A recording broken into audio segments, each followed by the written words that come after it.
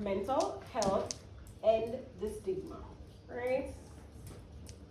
So our objectives is basically to define what mental health or mental well-being is, to define poor mental health, the examples of to give you examples of mental illness, so you will be able to spot it, right? As well as, eventually to end the stigma and understand certain things. So mental well-being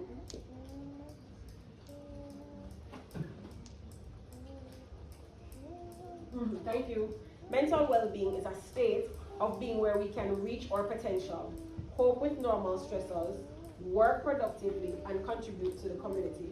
So if somebody does have a mental illness like bipolar disorder or schizophrenia, right? You can have that, just like how you have people have diabetes and they control it on diet, for example. You can have people who have those things and they have coping mechanisms and they're fine and you never know, and they go and they see the psychiatrist and they see the psychologist, but you just will never know because they're doing well at work, right? When it becomes an issue is when you're unable to function. So one of the things is strange beliefs. When somebody comes with a random strange belief, if it's normal to the culture, so our culture, growing up when I'm older now, when I was younger, I thought it wasn't so, but now I realize that we really believe in Obia. We really believe in demonic powers and somebody can tie you, and it's when I meet patients and them tell me, say, same time before, and I say, what? You seriously believe in these things? That I realize that this is a part of our culture. So we can't say somebody's mentally ill because they believe that. But when that affects their life, when them can't go outside because the person them are going to throw something on them, or them can't go work and then them can't pay them bills, this is when it starts to become an issue, right? So poor mental health is basically mental distress, right? It is different for everybody, yes? Sometimes we have this word that we say silent. The person is silent, whatever. Silent MAD. Because you talk to them and you can pick up two things, but they are functional, right? They are fine.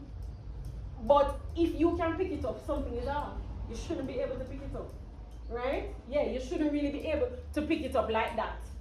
I've met people that I'm shocked. People work in banks, people work at schools, teachers, and you're like, nurses, trust me. Medical professionals, and you're like, okay. If you did not know about it, you would never know that they're on medication, that they have a mental issue, right? And we all have times that we struggle with mental health. I can attest to that. Right? People who go through university can tell you a time when they're very stressed out and they have exams, right? We're going to get into it. Mothers who just deliver babies, listen to me. That time, men, you have to be sensitive. Postpartum, yeah. I can tell you, I felt like I was going to go crazy, right? We'll get into it. Mental health problems develop when difficult experiences may occur, right? And feelings go on for a long time and affect our ability to enjoy our lives as we want. Some people may have a diagnosis, some may not, and some may reject it.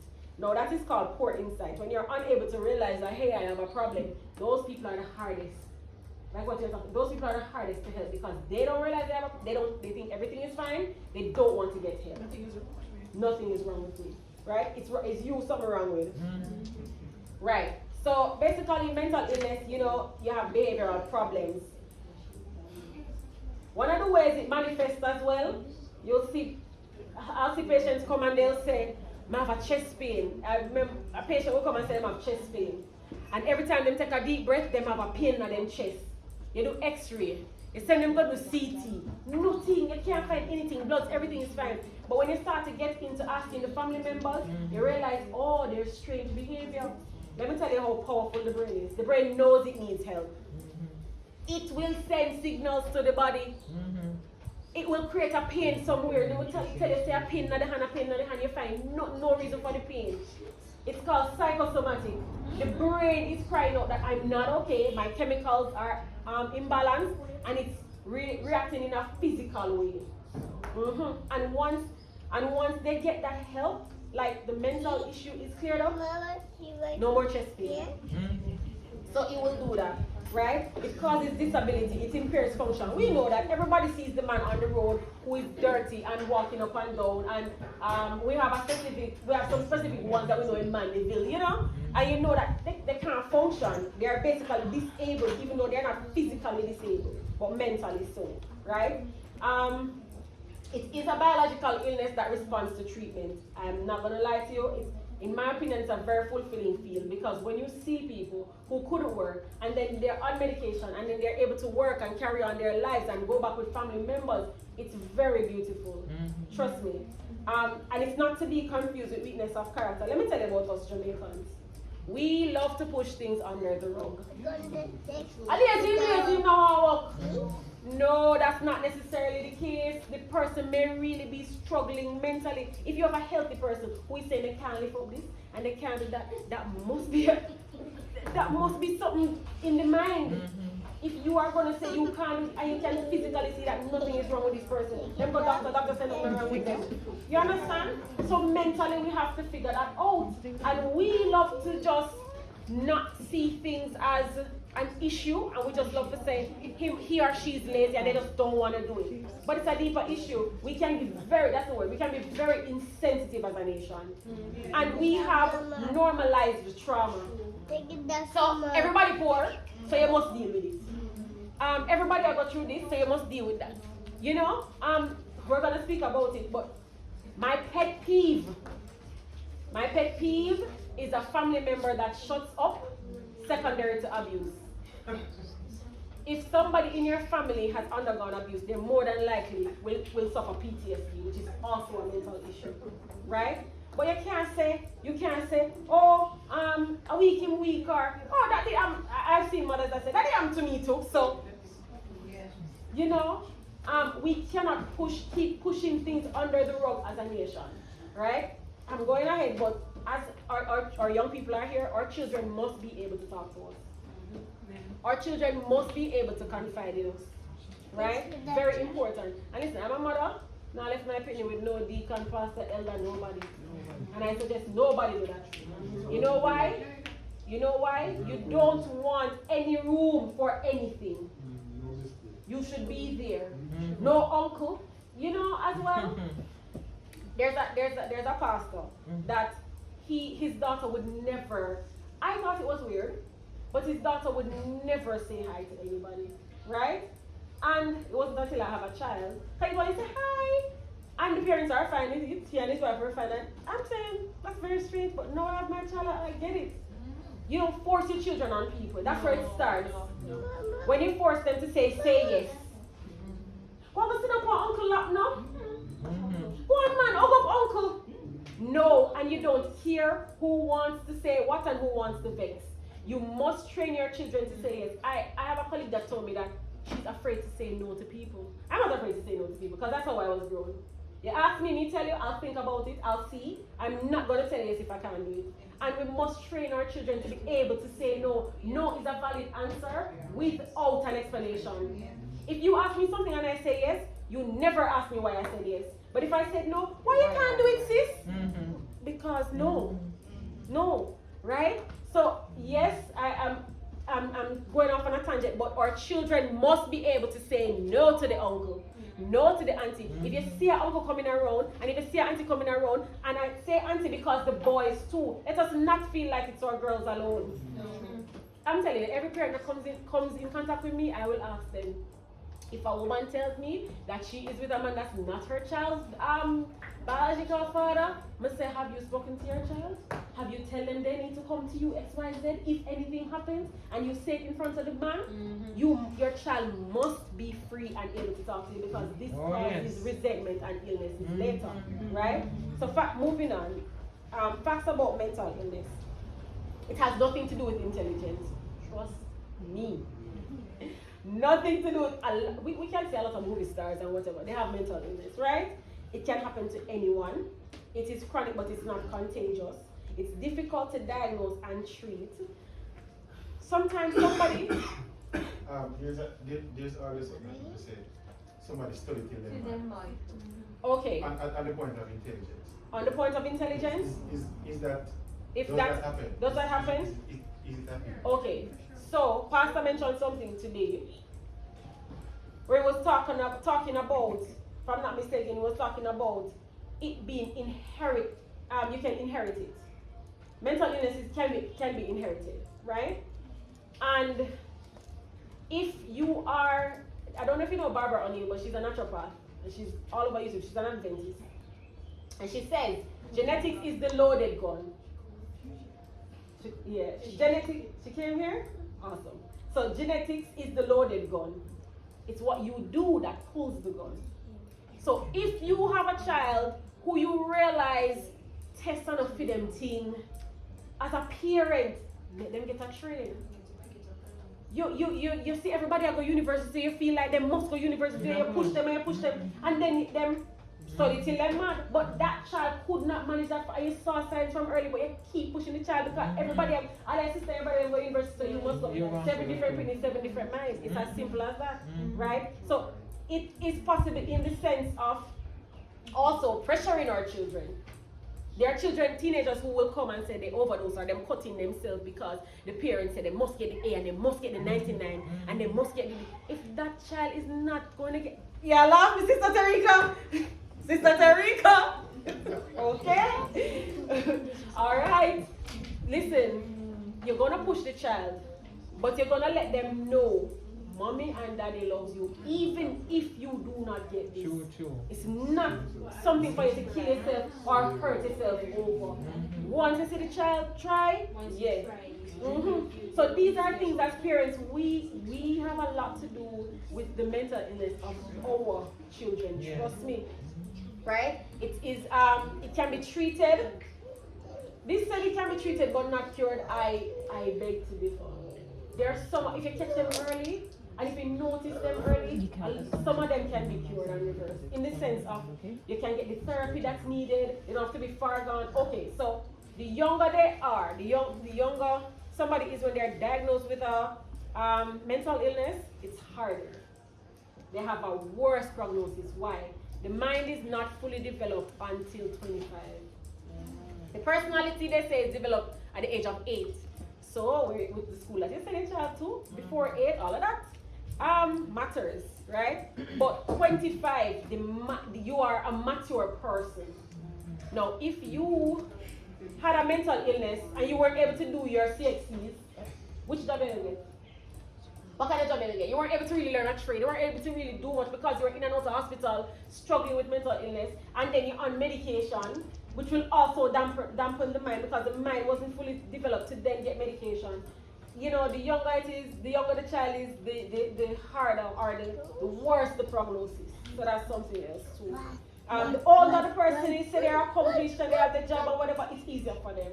It's much better. Once they've accepted their diagnosis, it's much better, right?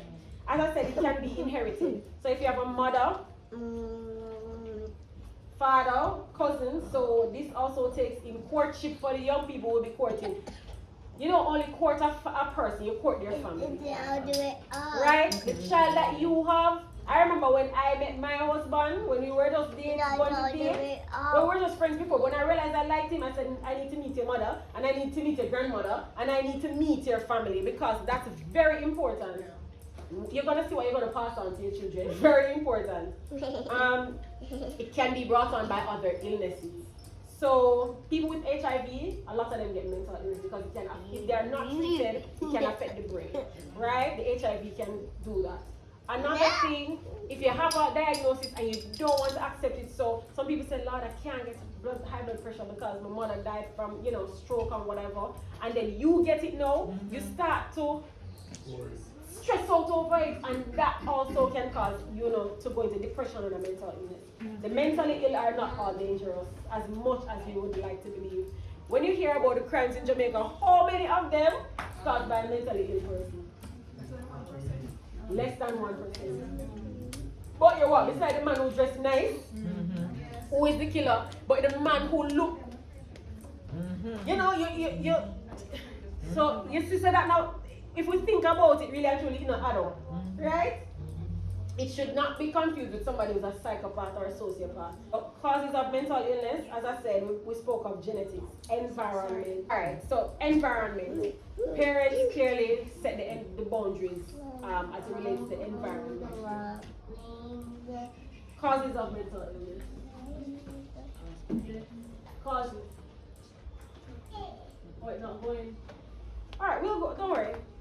Causes of mental illness. So I said genetics already, right?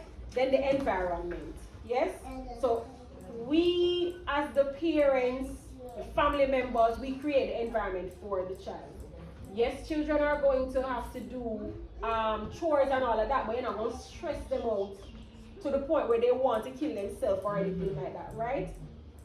Children shouldn't have to work to go to school. That's too much. They can't be children, they can't play, you know? That the environment, as I said, is very important. Abusive family members or abusive family, yeah? Childhood trauma, going back to any form of abuse at all, right? And allowing our children to be able to talk to us. Whether that childhood trauma is being physically, being beaten on, emotionally too. You're too workless like your papa, you know? I don't know if it's me, but for example, my parents and I disagree on how I parent my child. I believe in gentle parenting. You know why? Jesus is a gentle parent. And if my child is supposed to see Christ in me, I can't be. That's not Christ. When I sin, he takes his time with me. He doesn't just. So how we want to do that to our children? Because we're impatient and we can't bother. No, that's not Christ's way. If we are supposed to show our children Christ, we have to think again of how we parent. Right? Stressful events, death of a loved one or a car accident. Question. There's gonna be question and answer, but oh, okay. You're gonna remember? I will remember. Alright. Negative thoughts. Now this is important. When you have children going to school and not expressing themselves and they're having negative thoughts, for example, somebody's bullying them and telling them say their ear don't look good, or you have to be able to express with your children and counteract that. We see what's happening in our schools. Girl are going to stab up girl, boy are going to stab up boy. You can imagine the things that are said to your child at school. How do you, when they come home, buffer that and counteract that? You have to, right?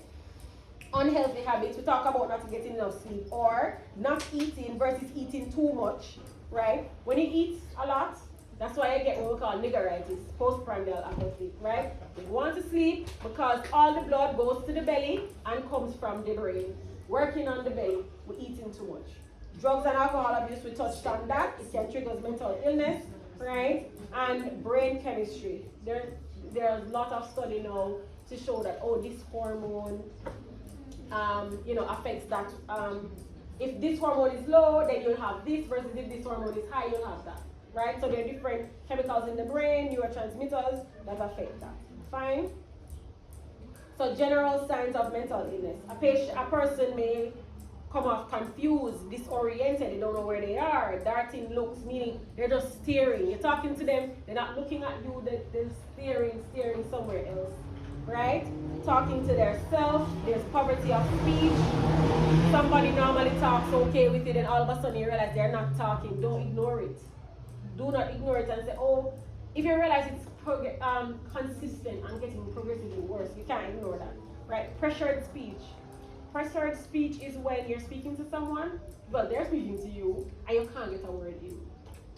They're just talking, and they're loud, and they're just talking, and just going on, and they're moving from one, and then flight of ideas, moving from one thought to the next. And you realize can't get, even if you tried, you could never get a word in, right? Poor hygiene of course, inappropriate attire, behavioral changes, flat affect, meaning the face is, just like this, no emotion.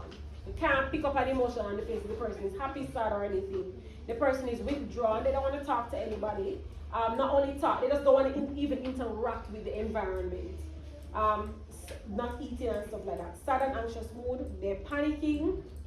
So panic attacks and panic disorders are a part of it. And as I said, psychosomatic complaints, where they're telling you that there's an issue with something that you're feeling. So schizophrenia is the one where we say, all right, it includes psychosis. Schizophrenia is, let me show you what schizophrenia. What color is that jacket that you have on? No, it's blue. No. No. I see blue. It's not red, it's blue. And that's schizophrenia. You can't, their reality is different from yours. And that's just a simple example, right? A bike just passed and can tell you it's a truck. I saw the truck, the big yellow truck, right? And you can't, nothing you can do can convince that person, yeah? So it includes psychosis. Psychosis, basically they're not in touch with reality, yeah? They can hear voices, they're seeing things,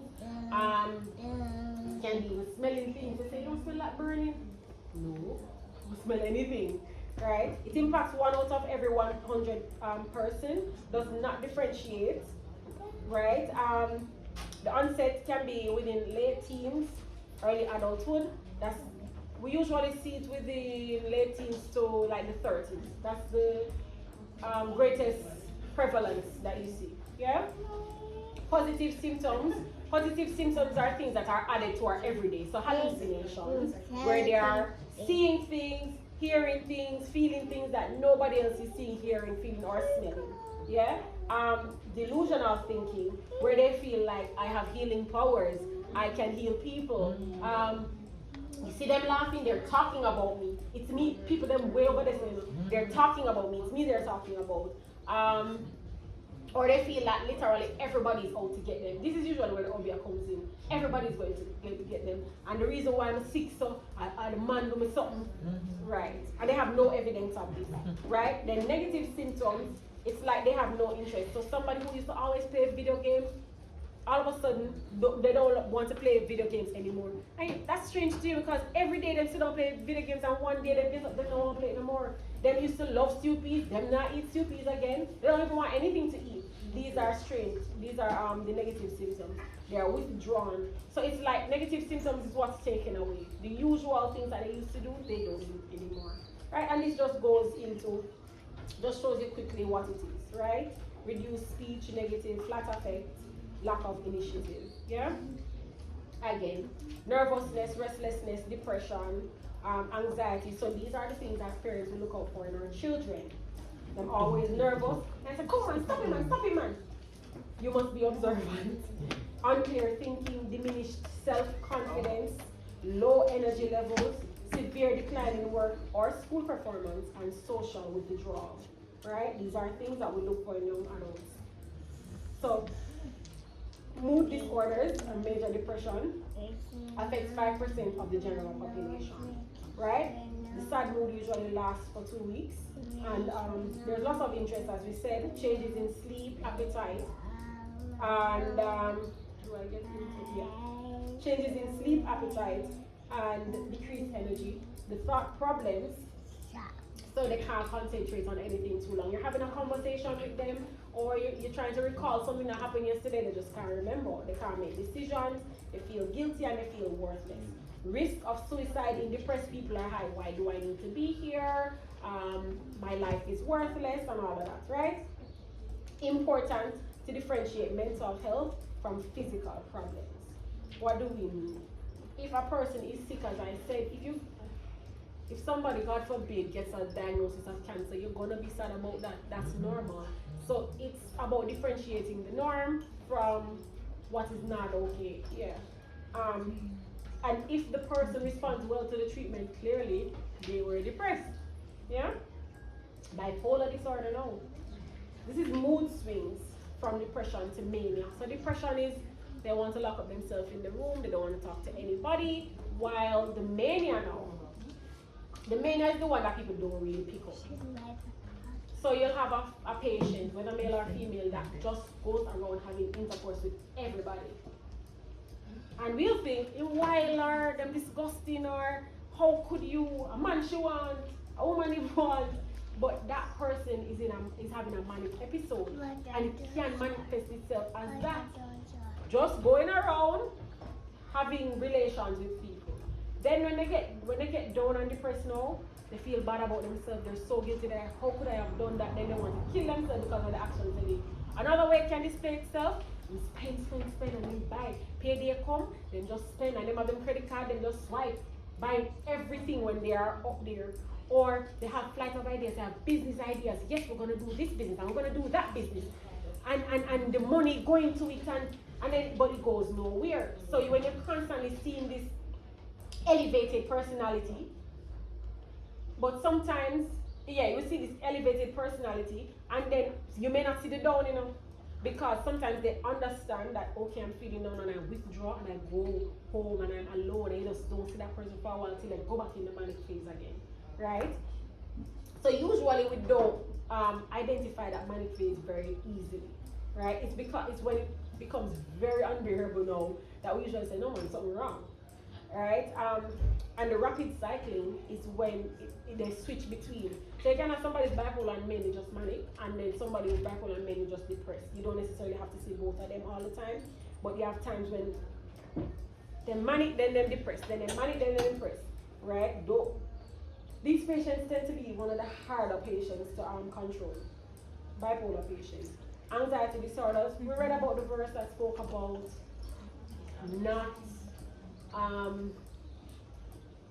basically be anxious for nothing, right? And as Adventists, those who are Bible-believing Christians, we shouldn't be touched with anxiety. That's what we'll say. But if you have a brethren who is, you have to treat them as such. You can't say, boy, I faith him lack or whatever. That's why I'm anxious, and that's why he's troubled with this. They need the assistance. So the prevalence is 1 to 2% of the population. Women twice as high as men, because women are feelers and emotional, mostly, right? Men are logical thinkers. Panic attacks occur without warning, right? They have intense fear, then the heart starts to beat, chest pain, shortness of breath, dizziness. So they usually go to the A&E because of that. The heart beating fast in the chest and they don't know why. And they usually know that they're having a panic attack. Yeah? So postpartum blues to depression also comes under this. Because in the postpartum blues, and I thank God for COVID when I had my child. You know why? Nobody to come around her.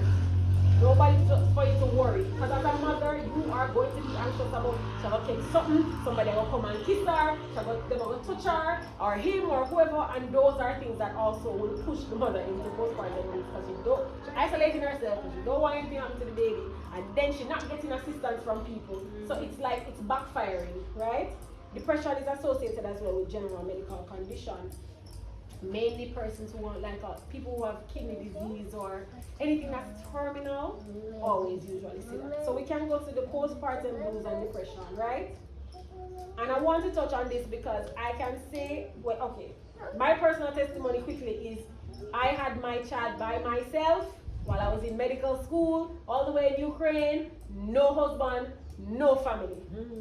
So that was rough. Right? And I leaned on God. But I know I went through blues. I didn't go through depression, but I could identify that I was going through the postpartum blues.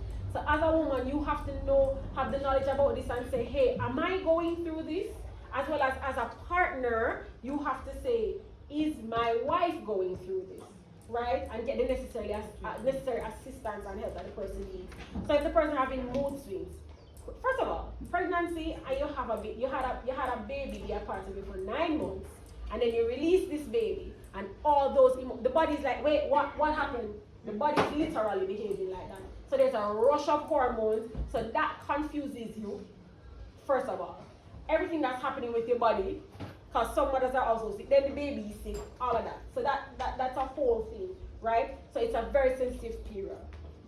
So you have mood swings, crying spells, irritability, feeling very overwhelmed. It's generally an overwhelming time, right? Reduced concentration, appetite problems, anxiety, and difficulty sleeping. Remember, babies crying all the time. You already have difficulty sleeping and not sleeping otherwise, right? And these can develop 2 to 3 days after childbirth, and they peak over the next few days, and they will resolve within the next 2 weeks.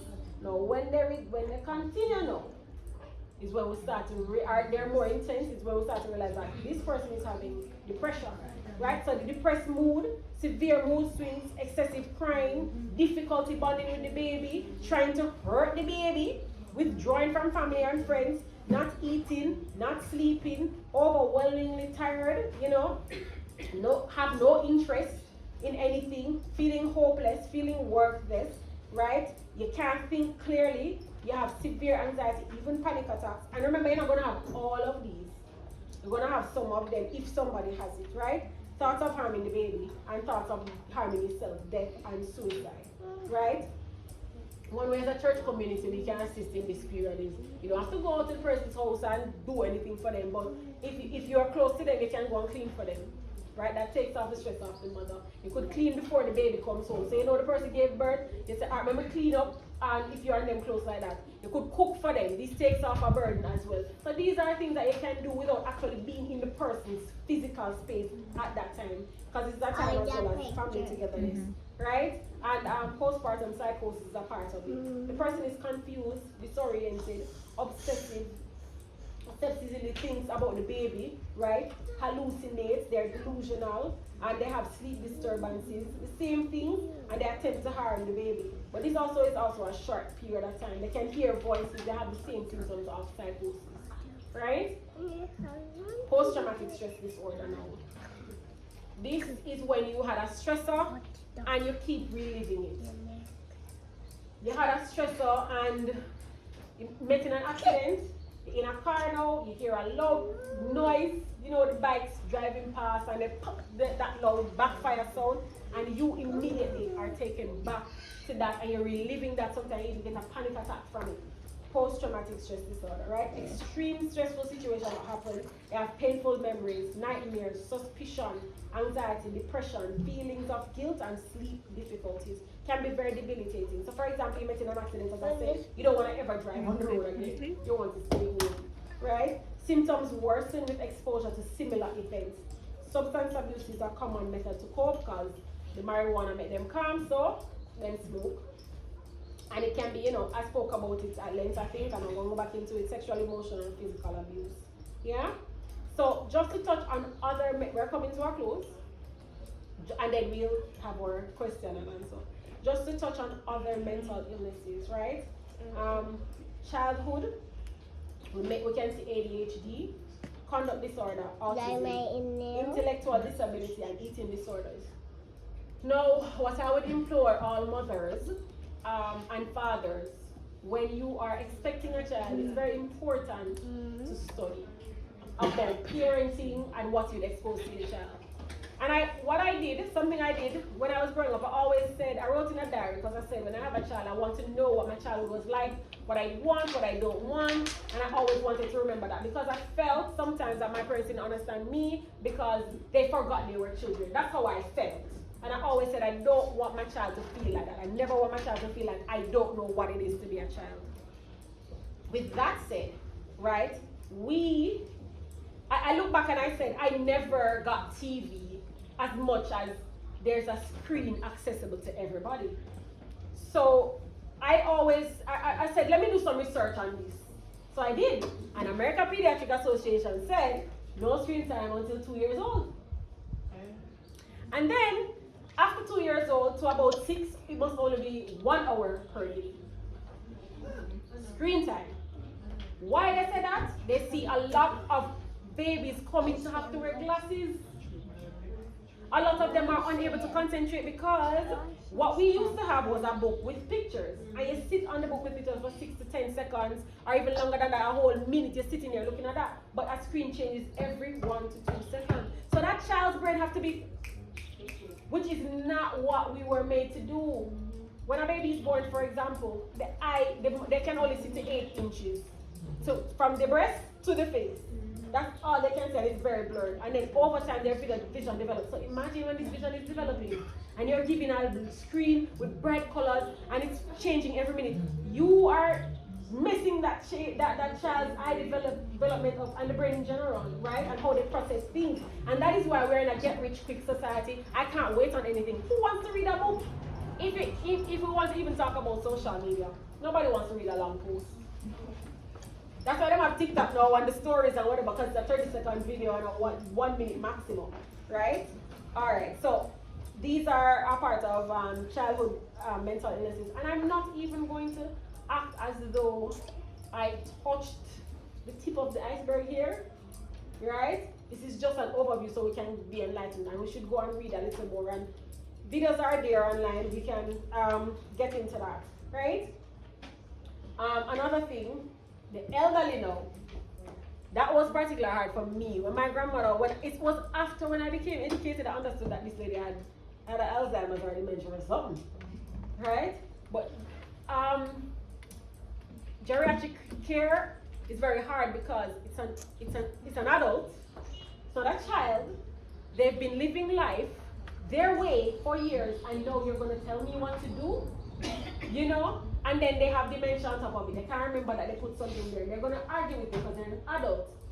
We have to have, this is where the fruits and the spirit come in, because you have to have little patience, and your mother or your father that did everything for you, and it's time now for you to understand once a man, twice a child, and you just have to educate yourself on this. It's when you see patients come with their mother or their father, every day them come and them complain, I'm have to remind them, when you were a child, what did they do, you know? And so we have to understand the dementia and the Alzheimer's. Alzheimer's is when they generally just forget things, right? Dementia is, they tend to be more combative in dementia. They're going to tell you they didn't put it here, or they did this, or they did that. Another thing as well, there's vascular dementia, literally where the vessels in the brain don't get enough blood, and it can create dementia. So a lot of these are also Alzheimer's as well. If people use certain substances when they were young, or eat a certain diet, or didn't exercise, they can develop dementia as well, right? Obsessive compulsive disorder, I touched on that. So medications, there are different classes of medications. I just went very broad. So there's antidepressants, clearly for those who are depressed. Antipsychotics for those who have psychosis, like in schizophrenia and stuff. Mood stabilizers would be for those who are like bipolar moods, even depressed as well. But mainly like manic, sedatives. This is just my observation. Rest is very important, because one of the number one things I see that when patients come into the hospital, always sedate them. Allow the brain to get some rest. So if you weren't allowing the brain to get rest all along, eventually it has to. So it keeps firing, and then it gets into this state of, confusion and displaying signs of mental illness, and that is when you're gonna realize that, oh, this person needs medication, but prevention is better than cure, and God has given us our 8 laws of health, right? And if we just adhere a lot of these things, there's a verse in the Bible that says the curse does not come causeless. The curse does not come without a cause. The illness does not come without a cause. There is a cause, right? So anticonvulsants are used as well, and convulsants are those that are used in epilepsy, right? Seizure, anxiolytics, anxiety, right? So we discussed the biblical perspective, but just in general, God wants us to be in good health, right? How to foster good mental health. As I said, it begins before the child is born. What the mother partakes of, the type of lifestyle of the mother, if the mother is going to drink, if she's going to take her vitamins, what the doctor advised, that's important, right? So the parents are responsible from the child, from infancy, come all the way up to young adulthood, yeah?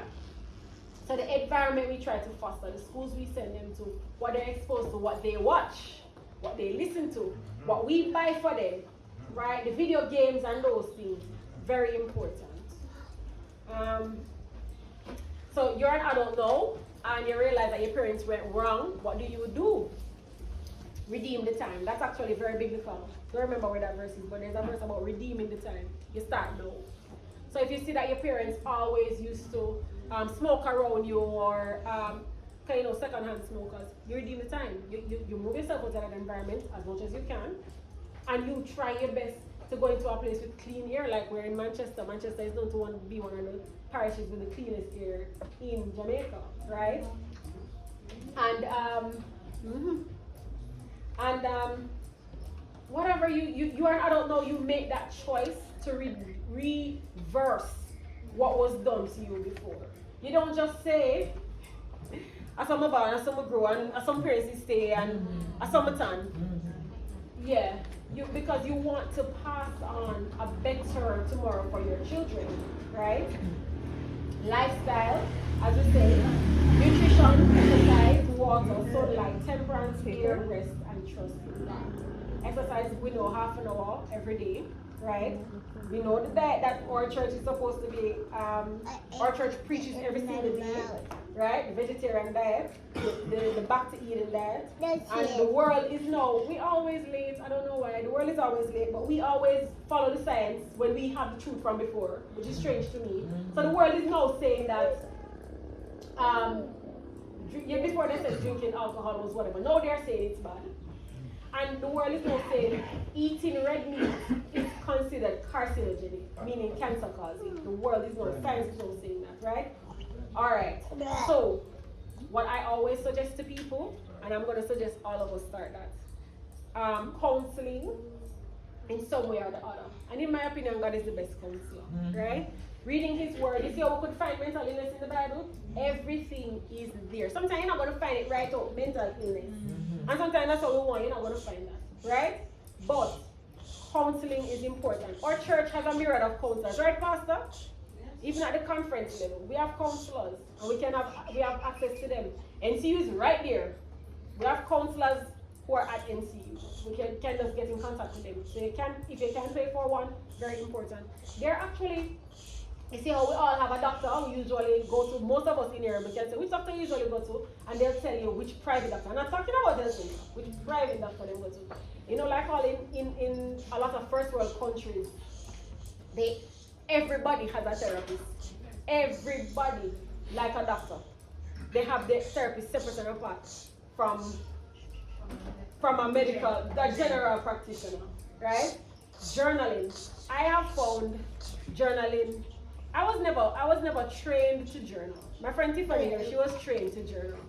So, like the school that she went to, for example, they teach them journaling and they must have a journal and all of that. I was never trained. I had to learn. It's literally getting a book. And one of the easiest ways is to do prayer journaling. So you make it a part of your devotional, prayer journaling. So you do it a part of your devotional life. Let me tell you something about the brain. If every time you get to pray, you're going to say, God is good, God is great, let us thank Him for our food, amen. You're going to say that every time. It's when you get to prayer journaling, and you start to write out to God, like you have to actually think. And you're not going to Him as if you're begging. I tell Him all your problems. You're thanking Him for what He has done. You're letting Him know what's happening with you. You're having a conversation. It becomes very meaningful. And this is one of the ways we express ourselves.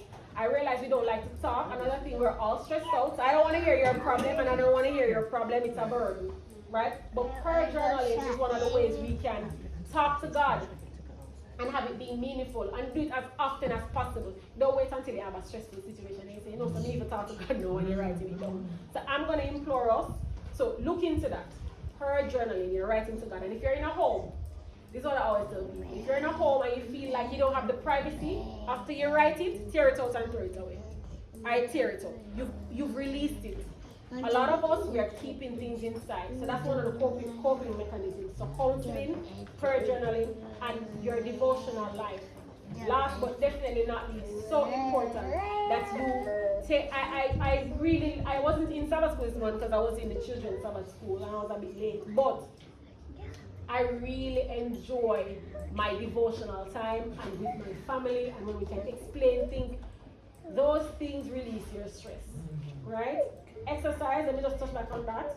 Exercise releases very good hormones called serotonin, and hugging your family releases oxytocin, right? Those things numb pain. Those two hormones, they will numb your pain if you're in pain.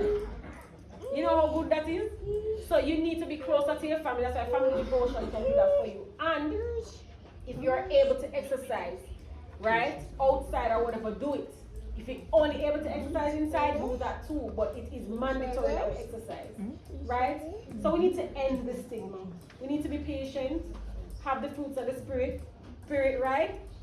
Love, joy, peace, patience, kindness, gentleness, self-control, long-suffering. These are the fruits of the spirit. Number one, patience and love. We know love encompasses every single one. I think that's why it's first when it's listed, right?